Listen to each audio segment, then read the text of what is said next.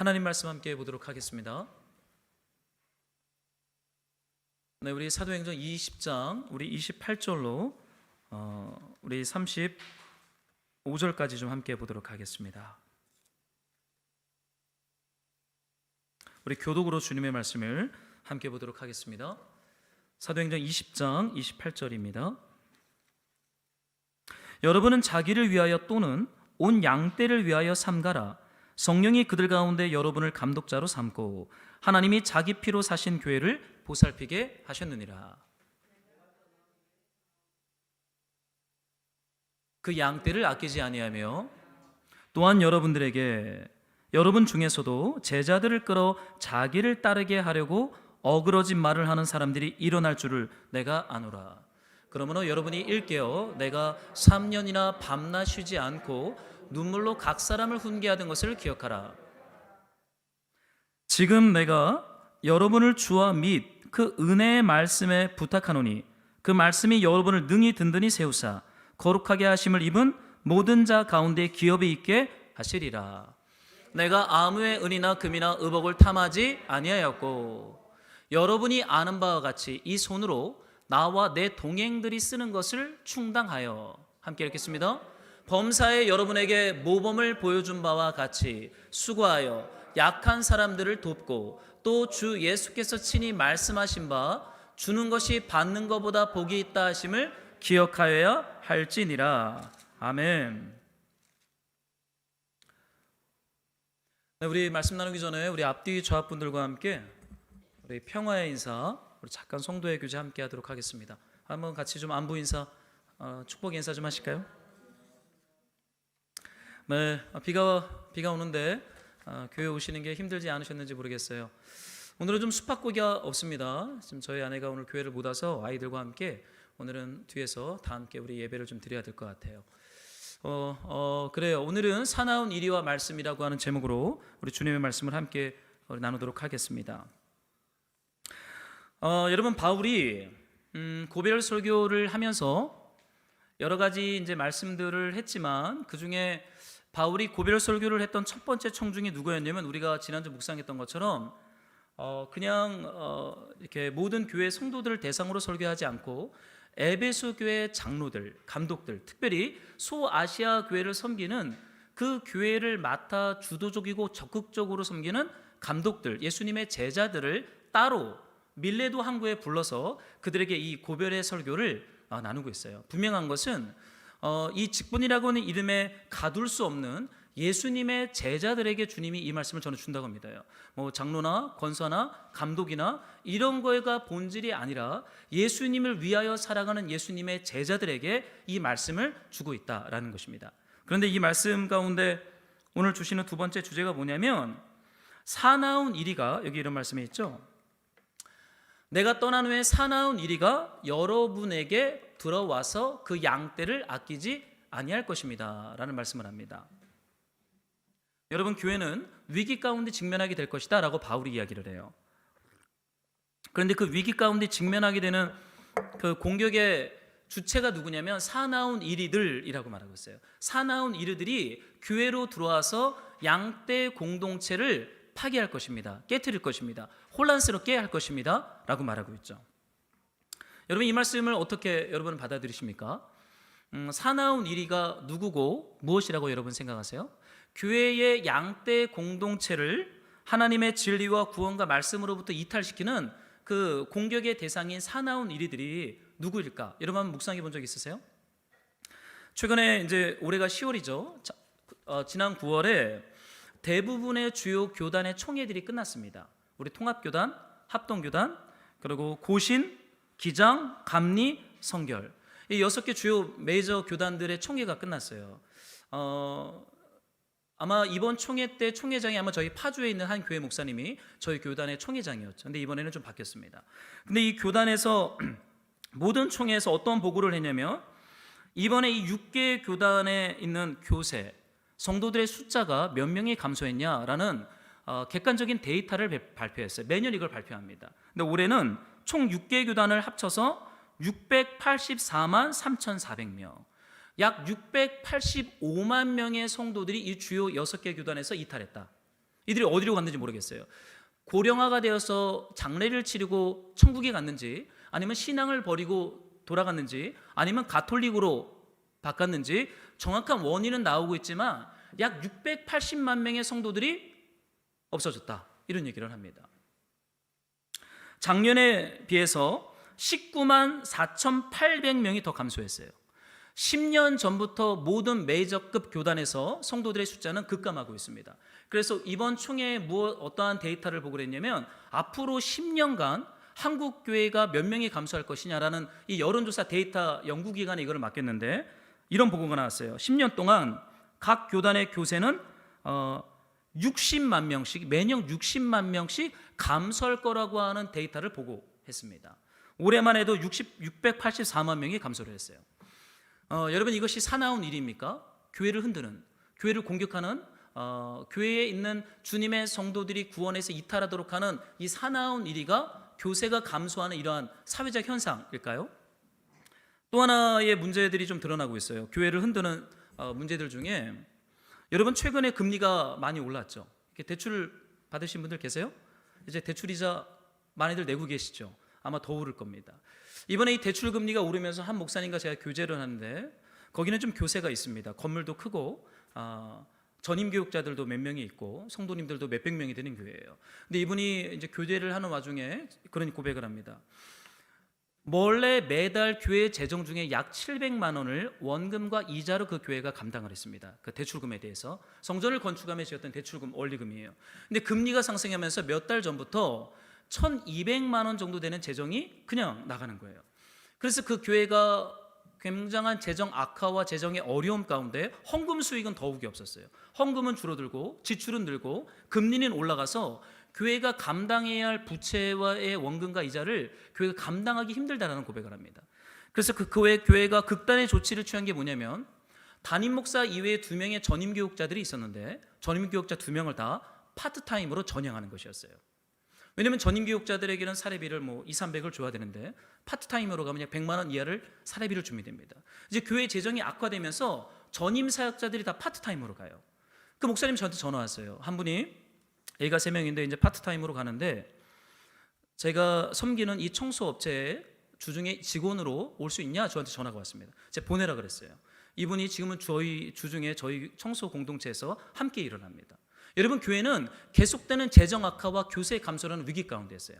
또 하나는 올해 4월 18일 날 사회적 거리두기가 전면 해제되었죠. 그 이후부터 모든 교회들이 이 대면 예배가 풀렸고 공동 식사가 합법화가 되었어요. 저희도 그때부터 식기세척기를 구입하고 이제 함께 공동 식사를 합니다.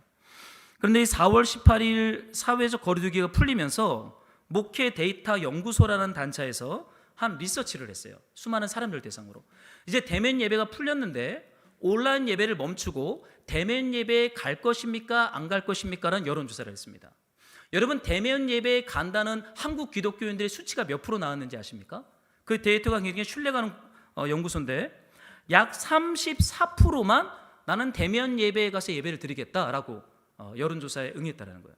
그럼 약 60%는 온라인 예배나 그냥 가족들과 함께 가정 예배를 드리겠다 그랬다는 거예요. 물론 이 데이터는 지금 점점 회복되어서 약 50에서 60%의 코로나 이전의 숫자로 회복이 된 걸로 알고 있습니다.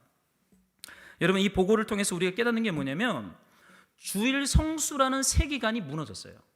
여러분, 우리 어른 세대들은요, 주일 성수하면 목숨을 걸었습니다. 근데 이제는 주일 성수에 대한 프레임이 완전히 깨져버렸어요. 집에서 예배 드리면 되지, 온라인으로 예배 드리면 되지, 캠핑 가서 이렇게 핸드폰으로 온라인 예배 딱 틀어놓고 예배 드리면 되지, 얼마나 좋아요. 저도 좀 그랬으면 좋겠어요. 한번 주일 예배를 캠핑 가서 거기서 설교하고 같이 온라인 예배를 드리면 얼마나 좋을까. 많은 사람들이 이것이 한국 교회의 위기라고 얘기를 합니다. 그래서 많은 목회자들이 이제 이러한 시대적인 위기 앞에서 어떻게 목회를 할 것이고 어떻게 선교할 것인가 굉장히 중요한 고민과 그리고 준비들을 좀 하고 있어요.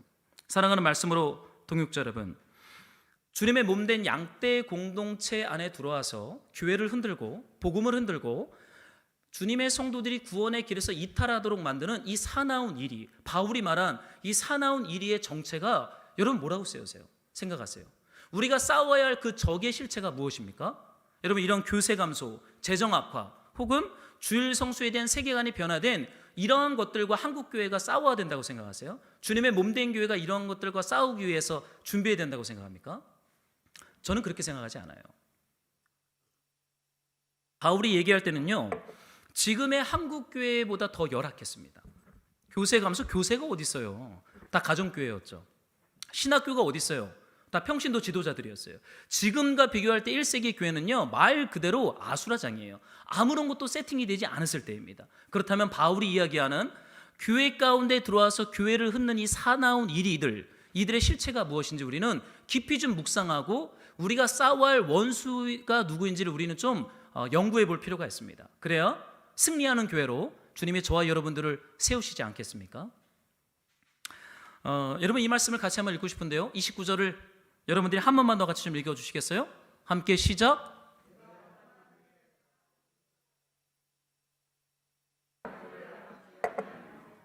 아멘. 양떼를 마구 헤아리라는 것을 나는 압니다. 세 번이 이렇게 나와 있어요. 여러분, 사나운 이리들이 양떼 공동체 교회를 여러분 공격한다는 거죠. 여러분, 여기서 말하는 그 양떼가 누구입니까? 하나님이 28절에 있는 하나님의 피로 사신 교회를 가리키는 거예요. 여러분, 교회는 무엇이에요? 예수를 주와 그리스도라고 고백하는 신자들입니다. 저와 여러분들이 양떼이고 교회이고 하나님의 언약 백성들이에요. 사나운 우리들이 저와 여러분들을 공격한다는 거예요. 근데 그들이 공격하는 목적이 무엇이냐면, 제가 여기 30절에 이런 말씀을 적어놨는데 제가 좀 읽어드릴게요. 또한 여러분 중에서도 제자들을 끌어 자기를 따르게 하려고 어그러진 말을 하는 사람들이 일어날 줄을 내가 아노라.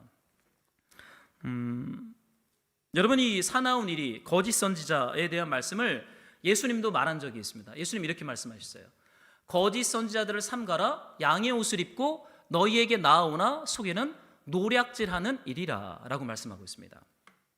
여러분, 사나운 이리들은 양떼인 교회 공동체 안에 들어와서 그들이 공격하는 목적이 무엇입니까?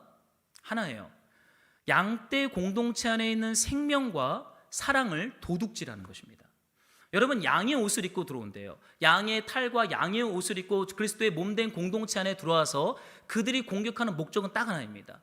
그 속에 있는 것을 노략질하는 것입니다. 하나님의 백성들 안에 있는 생명, 구원, 믿음, 사랑, 이것을 도둑질해서 가난하고 빈곤한 존재로 만들고자 하는 것이 이 사나운 이리들의 공격이라는 거죠. 양의 생명을 도둑질하는 존재가 사나운 일이에요. 교회된 양떼의 공동체가 힘을 쓰지 못하도록 공동체 안에 들어와서 양들의 생명을 도둑질합니다. 여러분, 교회는 끈이 1세기 때나 지금 21세기 때나 앞으로 주님 오실 때까지 이 사나운 이리들의 공격을 받을 것이고 이들과 싸워야 할 것이고 이들로부터 그리스도의 몸된 양떼를 지키는 주님의 사역자들을 주님은 지금 계속 일으키고 있어요. 여러분, 이 싸움에 대해서 한번 진지하게 한번 고민해 본 적 있어요? 이 사나운 이리가 무엇이고 누구라고 여러분 생각하십니까? 저는 개인적으로 외부에서 밀려오는 이러한 교세 감소나 재정 악화나 주일 성수의 개념의 약화, 이런 외부적 요인이 교회의 양떼를 흔드는 이러한 사나운 이리들의 공격이라고 저는 생각하지 않아요. 오히려 사나운 이리들의 공격 목적은 단순하고 명확합니다. 우리 30절에 이런 말씀이 있죠? 제가 세 번역으로 좀 읽어드릴게요.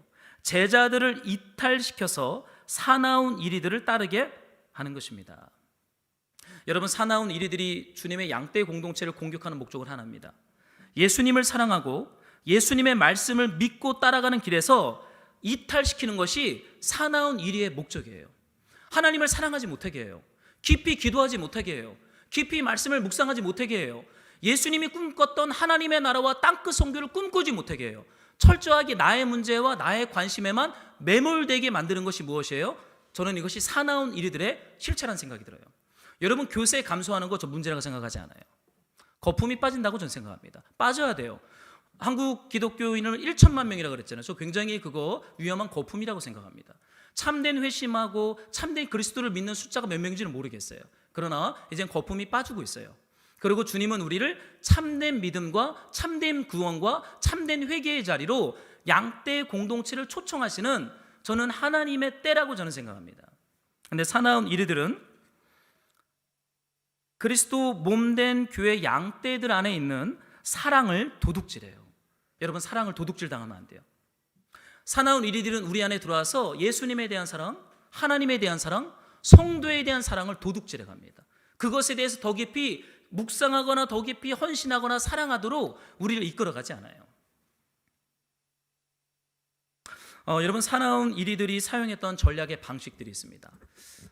지금은 좀 달라졌지만 여러분 1세기 때 사나운 이리들이 사용했던 방식 중에 하나는 협박과 위협이란 방식으로 교회를 흔드는 것이었어요. 여러분, 바울이 이 전도행 사역을 하면서 바울이 만났던 두 중요한 세력들이 나옵니다. 누구입니까? 유대인들과 로마 제국이죠. 여러분, 유대인들과 로마 제국이 그리스도의 몸된 교회를 협박하고 위협해요. 어떻게 위협합니까? 윽박을 지르고 협박을 하고 감옥에 가두고 로마 공공기관에 취업을 못하게 합니다. 여러분, 예수를 믿으면 이 당시에는 공공기관에 취업을 못해요. 감옥에 가둬요. 고발고소를 당해요. 굉장히 어려움을 당하는 아주 이렇게 윽박스럽고 협박하는 방식으로 교회를 흔들어 깨웁니다. 근데 한번 질문을 드릴게요. 여러분, 이러한 고통과 고난의 공격 앞에서 그리스도의 몸된 교회가 어떠한 열매를 맺었는지 아십니까? 참 독특한 것은 공격이 깊어지면 깊어질수록 그리스도의 몸된 교회는 더 충만한 생명력을 얻었다는 거예요.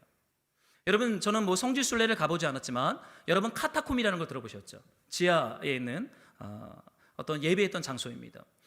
위협과 협박을 피해서 지하 감옥으로 들어갔어요. 각 가정으로 흩어졌어요. 그리고 주님의 복음은 누룩처럼 로마 전 지역에 퍼져나갔습니다. 이 사나운 이들이 사용했던 협박과 고난과 어려움과 위협이라고 하는 방식은 그리스도 몸된 교회를 절대 죽이지 못했어요. 잠들지 못하게 했어요. 더 기도로 깨어나게 했고 더 선교적이고 더 말씀에 순종하는 교회로 1세기 교회를 하나님 나라의 부흥을 허락했습니다. 사랑하는 말씀으로 동역자 여러분, 한번 뒤돌아보세요. 여러분의 삶에 가난함과 고난과 어려움이 있을 때랑 여러분의 삶에 부유함과 편안함이 왔을 때 예수 그리스도를 향한 사랑과 믿음에 어떠한 차이가 있습니까? 여러분, 참 독특한 건 우리가 가난했을 그때 우리는 주님을 더 사랑했을 거예요. 주님을 더 의지했을 거예요. 주님을 향하여 더 깊은 기도와 갈망과 사랑의 고백으로 주님을 예배했을 거예요. 그렇지 않습니까? 그러나 삶이 어느 정도 유복해지고 편안해지니까 사실 우리는 그렇게 예수님 앞에 나와 기도하고 예배하는 것은 절대적인 것이 아니라 선택적인 것으로 그 가치가 하락하는 시대를 우리는 살아갑니다. 여러분, 사나운 이리들은 1세기 교회들을 협박하고 위협했지만 교회의 생명을 도둑질하지 못했습니다. 여러분, 그들이 전략을 바꾸죠.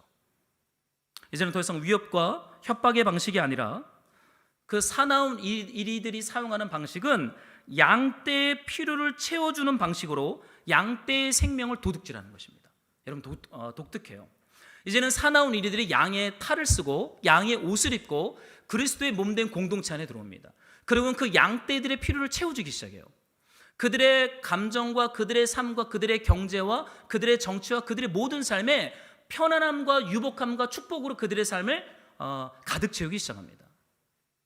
제가 개인적으로 우리 한국교회사, 중세교회사에서 우리가 잊지 못하는 사건, 여러분 꼭 기억하셔야 할 사건이 있습니다. 그것은 AD 313년 콘스탄틴 황제가 기독교를 로마의 종교 중에 하나의 종교로 인정하는 사건이 313년이 일어납니다. 여러분, 로마는요 다실론 국가입니다. 모든 지역신들을 다 인정해요. 그런데 독특하게도 300년이 되기 전까지는 기독교를 인정하지 않았어요. 왜냐하면 기독교가 가지고 있는 메시지가 굉장히 과격했기 때문입니다. 로마 황제의 권력을 위협했기 때문이에요. 근데 그들을 협박도 하고 위협도 해봤는데 막을 수가 없는 거예요. 313년 이제 전략을 바꾸죠. 그래, 기독교를 인정해 주자라고 말합니다. 그래, 기독교 수많은 종교들 중에 하나야. 믿어도 더 이상 고통과 고난과 협박은 없을 거야. 자유롭게 풀어져 버려요. 지하 카타콤에 있던 교회가 지상으로 올라와요. 이제는 자유롭게 노방전도와 복음을 전하는 일들이 가능합니다. 근데 더 중요한 역사가 하나 더 있어요. 380년 테오도세우스 황제, 이름이 좀 독특한데요. 380년이 되면서 로마 황제 테오도세우스라는 사람이 로마 황제로 세워지게 됩니다. 그가 했던 게 뭐냐면 다른 모든 종교들은 불법적 종교야 라고 말하고 이제 로마의 유일한 국교는 기독교다 라고 선언합니다. 로마 대제국의 종교를 유일하게 공인했던 종교가 기독교가 돼요. 몇 년에요? 380년에요.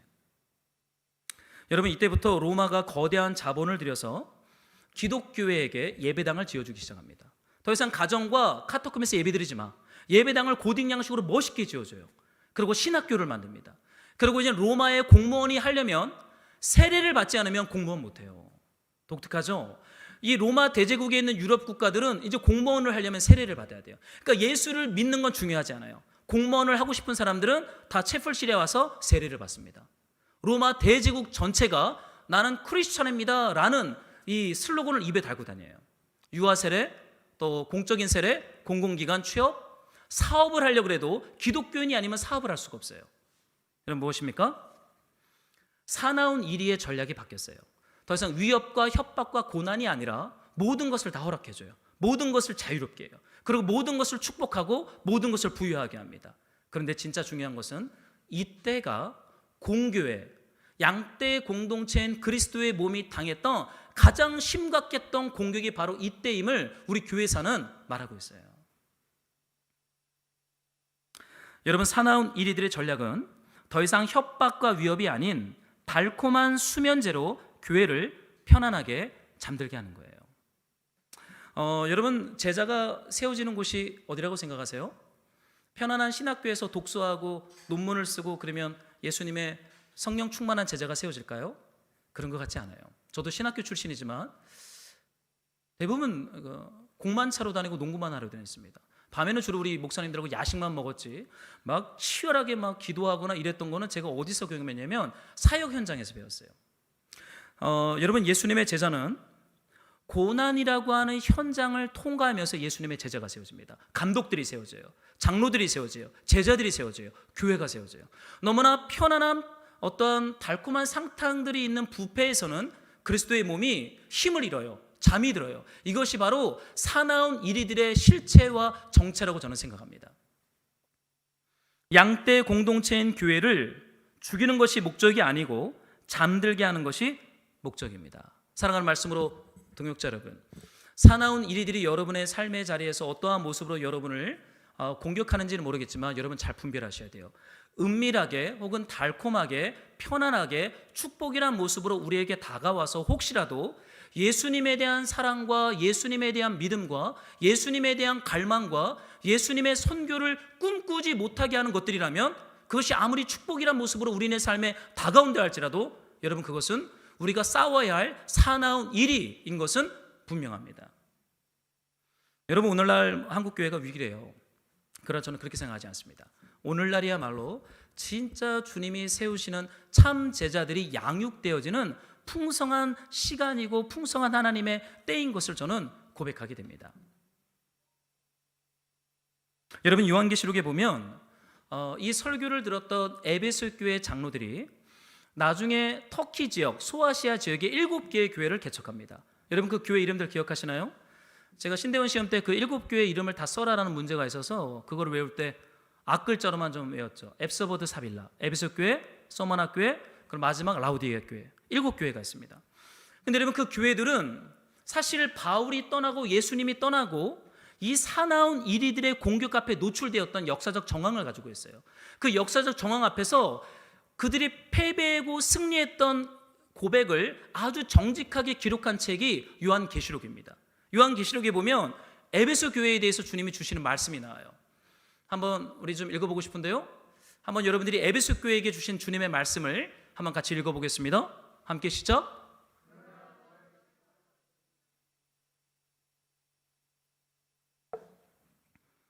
여러분, 사나운 이리들의 공격 앞에서 에베소 교회 안에 어떠한 이 전쟁의 패배의 열매가 맺혔습니까? 처음 사랑을 버렸다라는 거예요. 여러분, 그럴 수 있습니다. 주님에 대한 사랑을 도둑질 당하는 거예요. 이 사나운 이리가 에베소 교회에 어떠한 모습으로 들어왔는지는 구체적으로 계시록에 기록되어 있지 않지만 분명한 거는 예수님에 대한 사랑을 도둑질해 갔어요. 예수님에 대한 믿음을 도둑질해 갔어요. 예수님에 대한 간절한 갈망과 기도를 도둑질 당했어요. 누가 내 치즈를 훔쳐갔는가? 모르는 거예요. 그런 사나운 이리가 아마도 저는 두 번째 전략으로 에베소 교회 안에 이 처음 사랑을 훔쳐갔다라는 저는 봅니다.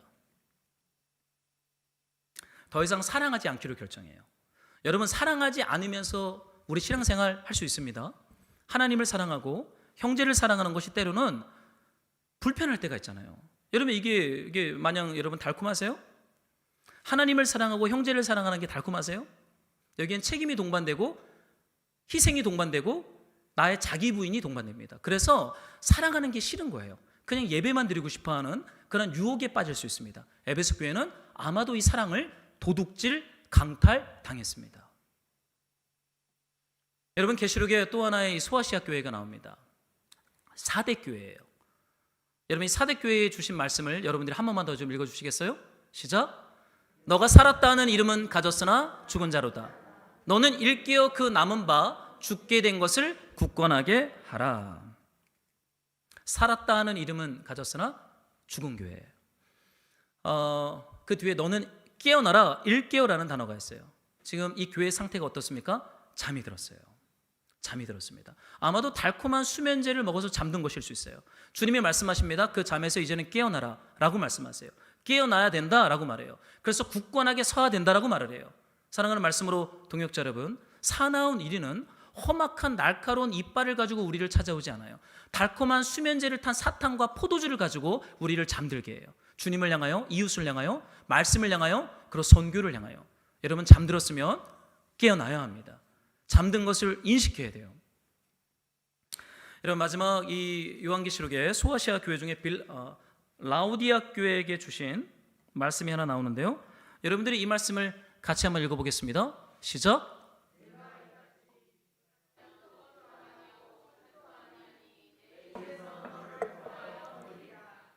라우디아 교회는요, 사나운 이리들의 공격 앞에서 어떠한 상태로 이들이 떨어져 버렸냐면 미지근하여 뜨겁지도 않고 차지도 않은 상태로 교회가 넘어가 버렸어요.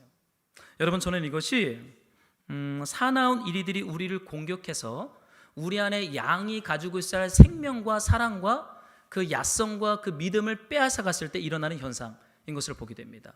양의 탈을 쓰고 양의 옷을 입고 우리네 삶에 은밀하게 들어오셔서 우리 양이 마땅히 가지고 있어야 할 사랑과 믿음과 소망을 훔쳐갔을 때 우리는 잠들어요. 우리는 사랑을 잃어버려요. 우리는 미지근해져요. 그래서 우리는 힘을 못 쓰는 교회로 있게 되는 것입니다. 사랑하는 말씀으로 동역자 여러분, 이 사나운 이리들과의 싸움이 우리 교회들이 가야 할 길이에요.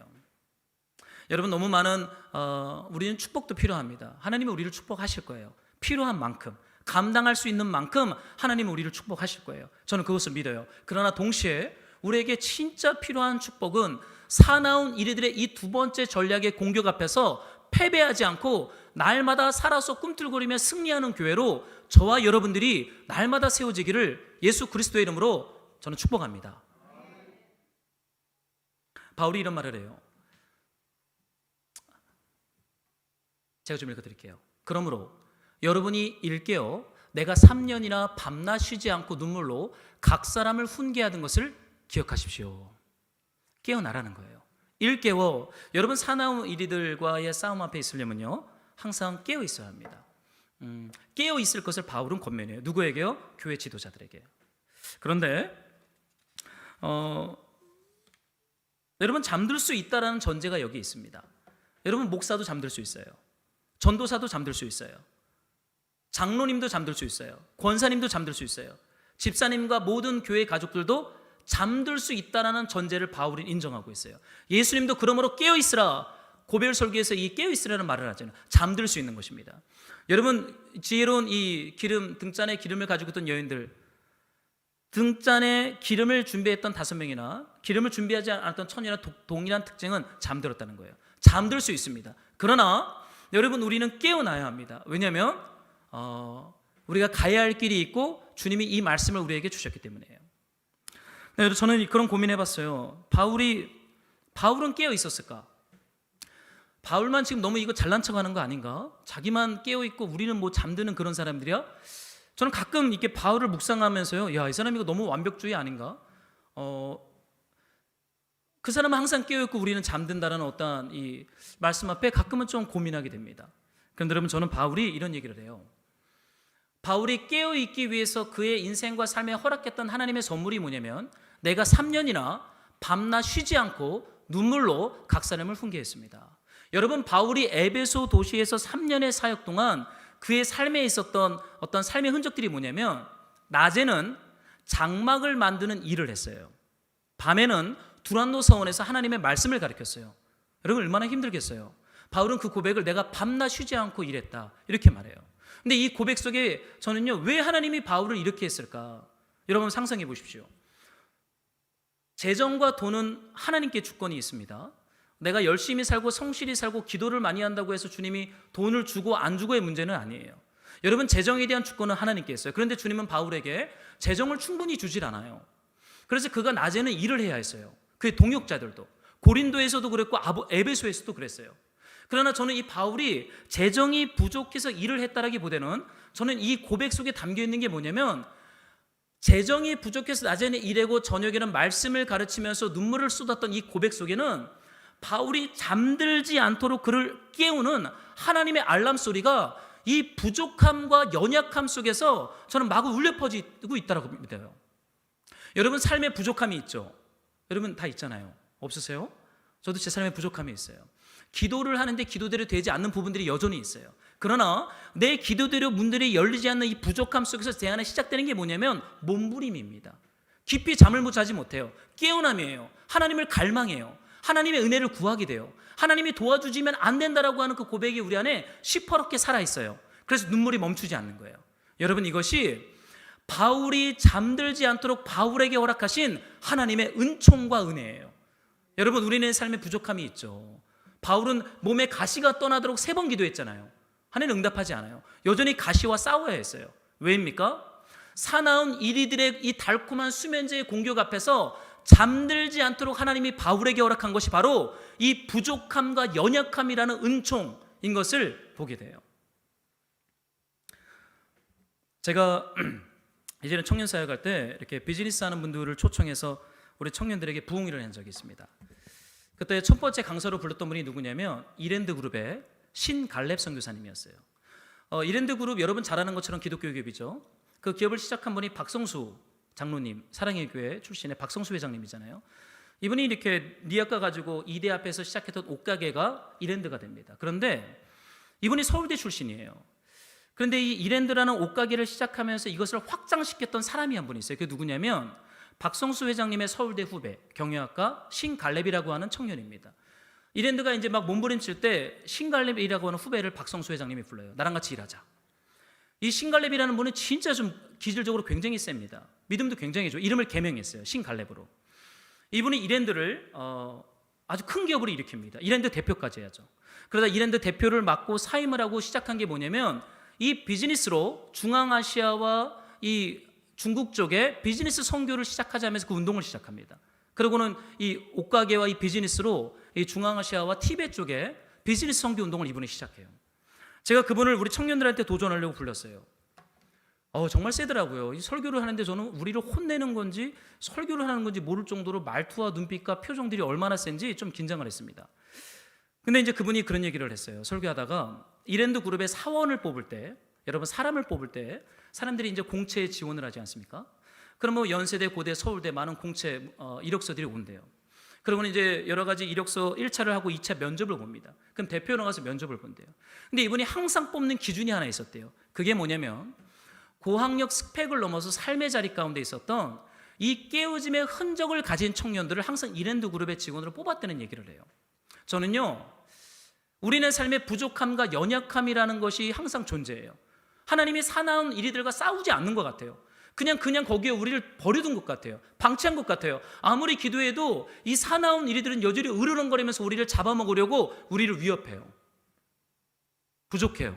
그런데 중요한 것은 하나님이 우리를 그 상황 가운데 두면서 우리 안에 무엇을 일으킵니까? 잠들지 않는 믿음을 일으켜요. 주님을 향한 간절한 사랑을 일으켜요. 말씀을 묵상하지 않고 기도하지 않고 살 수 없는 그 가난한 마음을 우리 안에 일으켜요. 여러분 이 흔적이 있는 사람들이 교회를 세우는 제자들이고 장로적 제자이며 감독적 제자인 줄로 믿습니다. 여러분 삶에 어려움이 있어요? 그래서 눈물이 나요? 그래서 불평하고 싶어요? 왜 하나님은 내 삶에 이렇게 축복하지 않아? 서운한 마음이 드세요? 아니에요. 거기 있어야 되는 거예요. 그래야 여러분이 구원을 받아요. 그래야 여러분이 그리스도의 제자답게 만들어지는 거예요. 이것이 만들어지지 않고 너무 높은 자리 가면 위험해요. 자신의 은사와 탈란트를 하려면 위험해요. 반드시 이 시간을 통과하면서 깨어짐과 눈물과 겸손함이 몸에 그리스도의 흔적을 가지게 되는 것, 저는 이것이 승리요 복이요 우리는 교회의 참된 지혜인 줄로 믿습니다. 여러분 다윗 아시죠? 우리 이번 주 다윗 묵상했잖아요. 여러분 어떠셨습니까? 불편했죠? 다윗이 왕이 되어 바세바를 성폭행하고 그 죄를 덮기 위해 그의 남편 우리아를 계획살이라는 이 사건을 우리는 묵상하면서 불편했을 거예요. 근데 본래 다윗은 그런 사람은 아니었어요. 다윗이 이런 고백을 합니다. 한번 여러분들이 시편의 말씀을 한번 같이 읽어주시겠어요? 시작.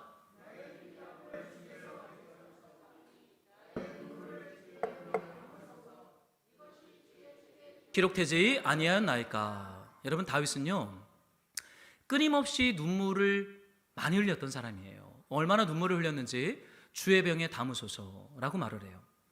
바울이 얘기하잖아요. 내가 밤낮으로 수고하며 눈물로 각 사람을 훈계했다.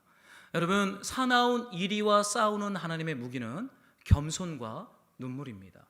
이것이 없으면 우린 사나운 이리들에게 넘어져서 잠들어요.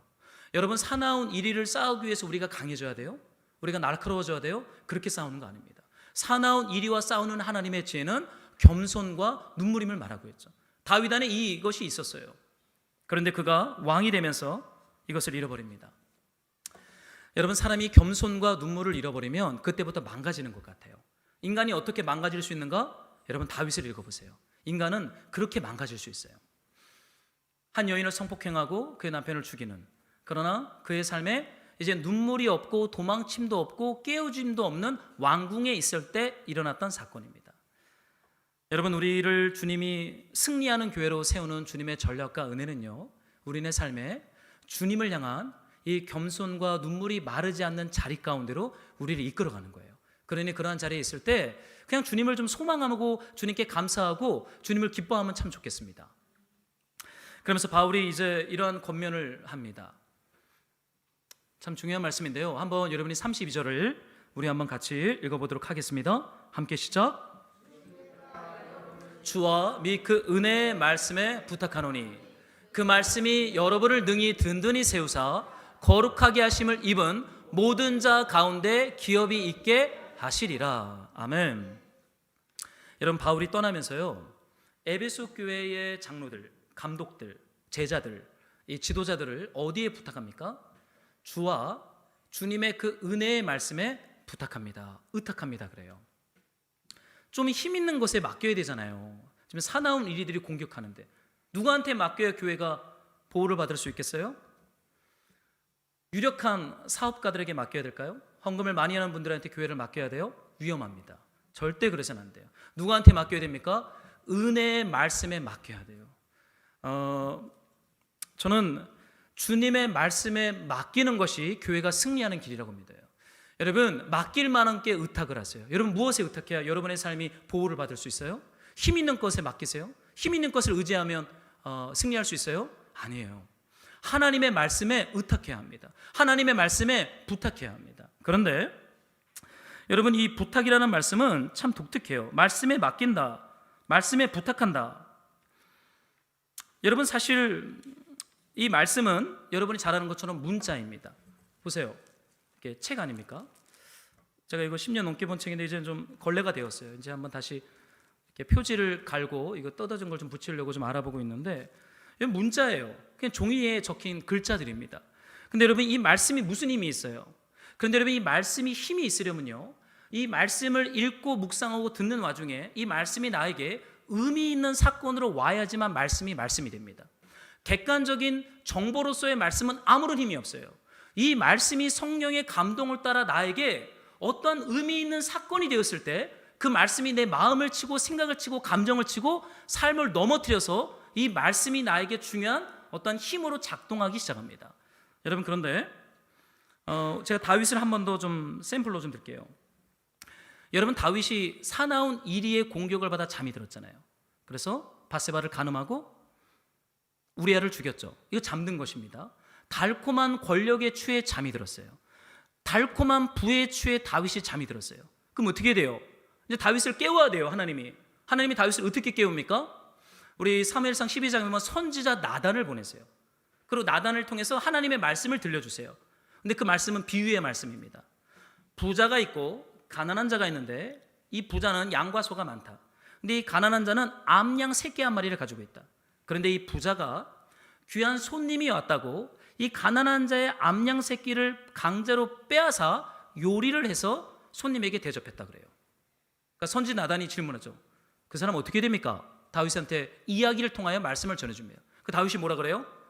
그놈 잡아 죽여야 됩니다 그래요. 막 흥분해가지고 아니 어떻게 그렇게 악한 놈이 있어요? 그 사람도 아니에요. 누굽니까? 내가 가서 죽이겠습니다. 다윗이 그래요. 참 단순하죠. 하나님 말씀 앞에 참 단순한 면은 참 다윗의 긍정적인 것 같아요. 다윗이 나단이 뭐라고 말합니까? 다윗이여 왕이여 당신이 그 사람이라. 하나님의 말씀을 직고해요. 당신이 그 사람입니다. 당신이 암양 새끼 하나 가진 가난한 자 걸 빼앗아 훔쳐먹은 도둑입니다 라고 직고합니다. 여러분 우리에겐 이 말씀이 필요해요.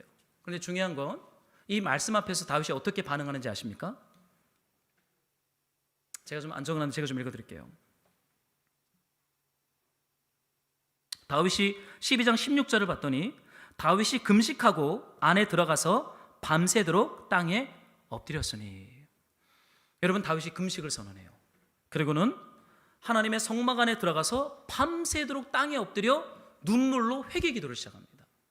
여러분 말씀이 선포되었어요. 그러나 그 말씀이 이제는 다윗에게 적용이 됩니다. 객관적인 팩트로 있지 않고 주관적인 다윗의 말씀으로 녹아져서 다윗을 금식하게 만들고 하나님의 성막 안에 엎드려서 기도하게 합니다. 여러분 이것이 하나님이 잠든 양떼의 공동체를 깨우시는 하나님의 방식이에요. 그래서 은혜의 말씀에 부탁하는 거예요. 그 말씀이 우리 안에 들어오면 우리를 깨워요. 그러나 중요한 것이 있죠.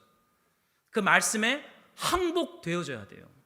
아무리 좋은 말씀이 많이 울려 퍼져도 그 말씀이 내 귀에 들리고 내 영혼을 뚫고 들어와서 나를 항복시키지 않는다면 그냥 그 말씀은 그 말씀이에요. 그러나 말씀에 항복되어져서 내 삶에 이 말씀이 나를 깨트렸다면 그것은 생명과 승리와 구원으로 우리의 삶을 힘있게 합니다. 요즘 금리가 많이 오르고 여기저기 사업들이 많이 오른 것 같아요.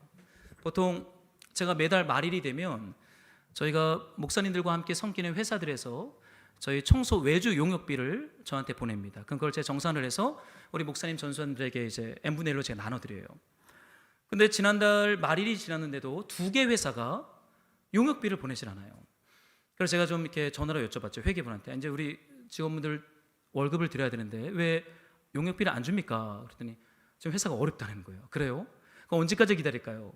지난주까지 기다리면 드리겠대요. 근데 아직도 안 왔어요. 그냥 기다리는 거죠. 제 개인 통장을 깨서 이제 목사님 전선에 다 보내고 저는 그걸 발 때까지 기다리고 있습니다. 근데 제가 이런 현장에 있으면서요, 아 세상이 지금 어렵구나. 지금 사회가 어렵다. 이제는 청소 용역비도 줄 수 없을 정도로 회사들이 현금 흐름이 어렵구나 이런 얘기를 들어요. 어떤 분이 그런 얘기를 하더라고요. 주식 코스피가 바닥을 쳤다고.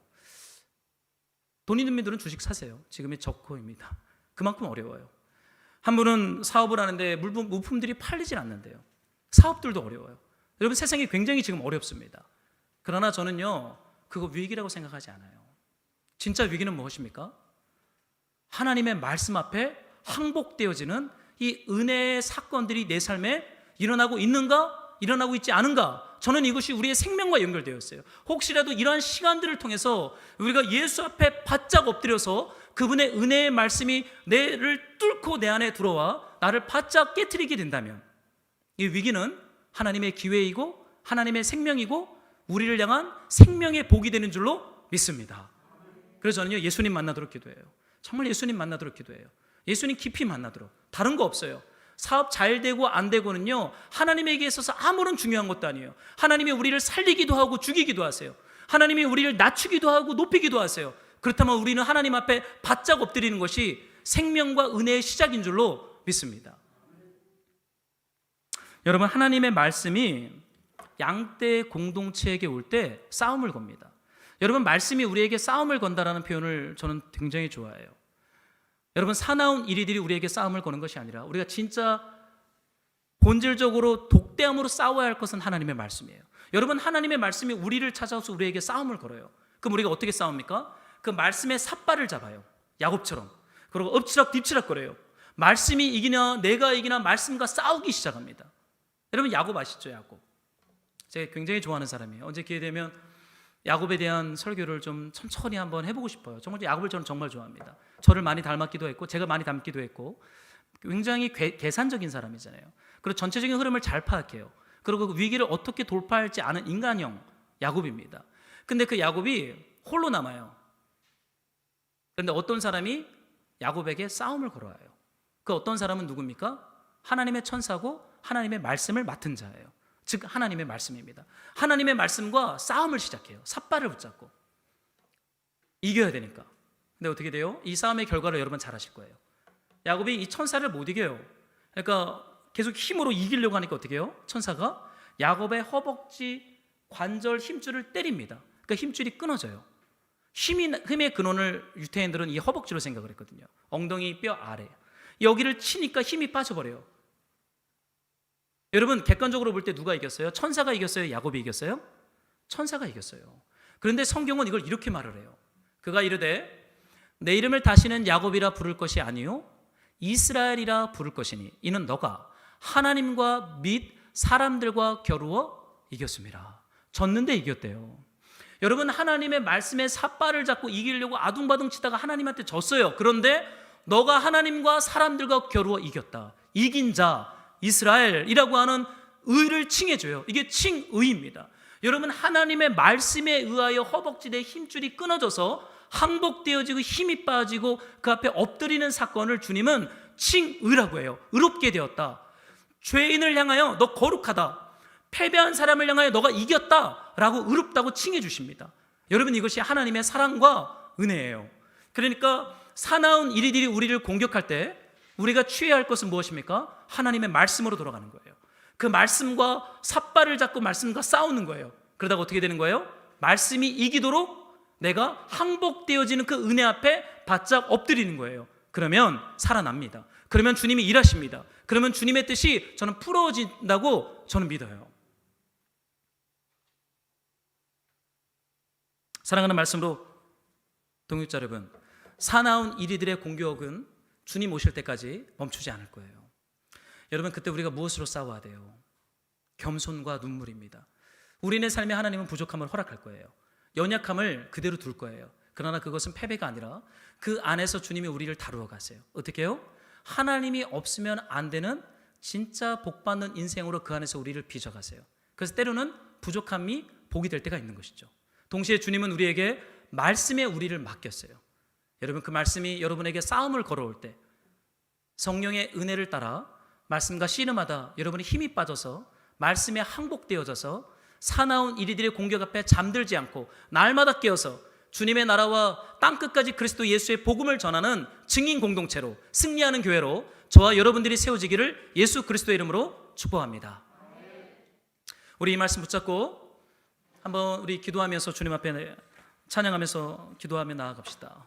우리 주 여호와 능력의 주, 이 찬양 제가 한 주간 묵상했던 찬양인데 참 은혜가 있어요. 우리 찬양 고백하며 기도합시다.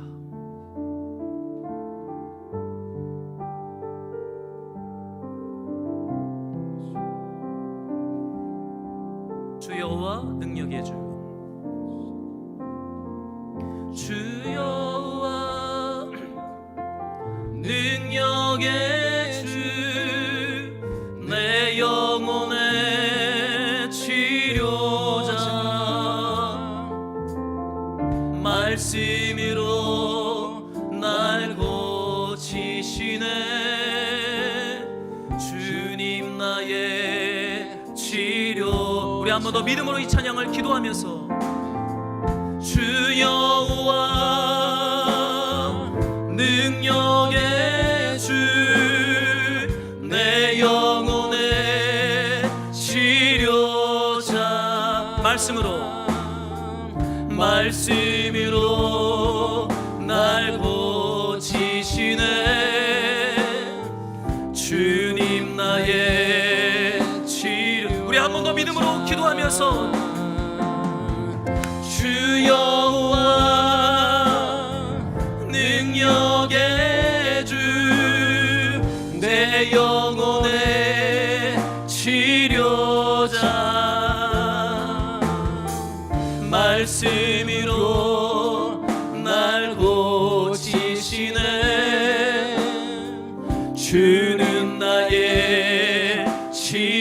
말씀으로 날 고치시네.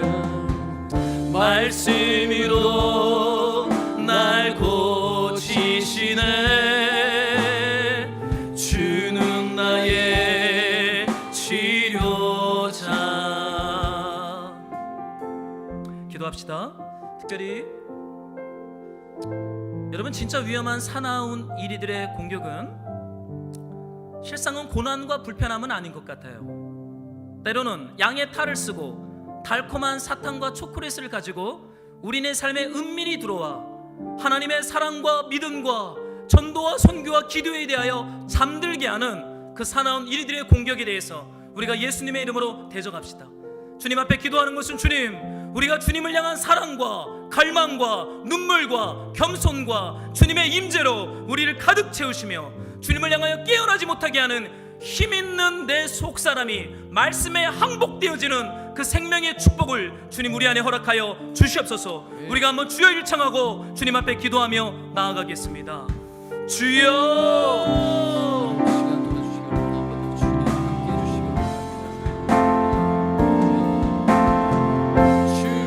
주님 우리를 새롭게 하셔서 감사를 드립니다. 성령 하나님 이곳에 말씀으로 임재하여 주시옵소서. 주님의 말씀으로 우리를 새롭게 하여 주시며 우리의 속사람이 날마다 새롭게 되어지며 말씀에 항복되어지며 예수 그리스도의 믿음과 사랑이 출산되어지는 주님 그 은혜를 우리 안에 허락하여 주옵소서. 성령 하나님 오시옵소서. 주님의 몸된 교회가 사나운 이리들의 공격 앞에 승리하는 교회로, 선교하는 교회로, 기도하는 교회로, 말씀에 항복하는 교회로 주님 우리를 새롭게 하여 주시옵소서. 주님, 내 영혼의 치료자 말씀으로 날 고치시네. 주님 나의 주님 말씀으로 날 고치시네. 말씀으로 날 고치시네. 주는 나의 치료자. 이 시간 우리 침묵으로 좀 주님 앞에 혹시라도 사나운 이리의 공격 앞에 빼앗긴 어떤 주님을 향한 사랑과 믿음과 소망이 있다면 성령 하나님 말씀으로 저를 깨워달라고 우리 좀 침묵으로 주님의 임재와 주의 말씀을 갈망하는 기도 우리 잠깐 하겠습니다.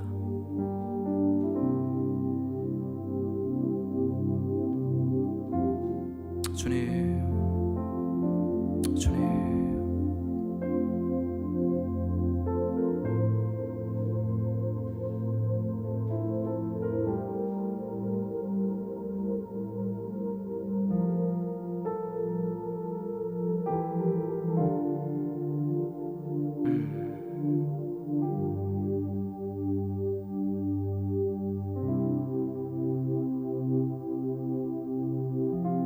사랑하는 하나님, 우리를 교회의 지도자들로, 교회의 제자들로, 예수님의 제자들로 우리를 부르시니 주님 감사합니다. 주님, 우리가 사나운 이리들의 공격 앞에서 분별할 수 있도록 우리의 눈을 열어주시고 우리 안에 있는 생명의 복을 도둑질 당하지 않을 수 있도록 날마다 하나님의 겸손과 눈물과 말씀의 은혜를 우리 안에 충만하게 허락하여 주시옵소서. 우리가 부족해도 말씀에 부탁을 드리오니 주여 우리를 통해 일하시며 하나님의 나라가 땅끝까지 로마까지 전파되게 하여 주시옵소서. 아멘. 그렇게 일하시는 주님으로 인해 감사를 드립니다. 사랑하는 마음으로 주님께 작은 예물을 봉헌하오니 받으시고 잃어버린 영혼들이 예수 앞에 돌아오는 거룩한 마중물로 사용하여 주시옵소서. 이 어려운 때 각 성도들의 가정에 경제적인 어려움이 없도록 성령께서 보호하시고 은혜와 주님의 승리를 베풀어 주시기를 소망합니다. 아멘. 주님 감사하고 예수님의 이름으로 기도드렸습니다. 아멘.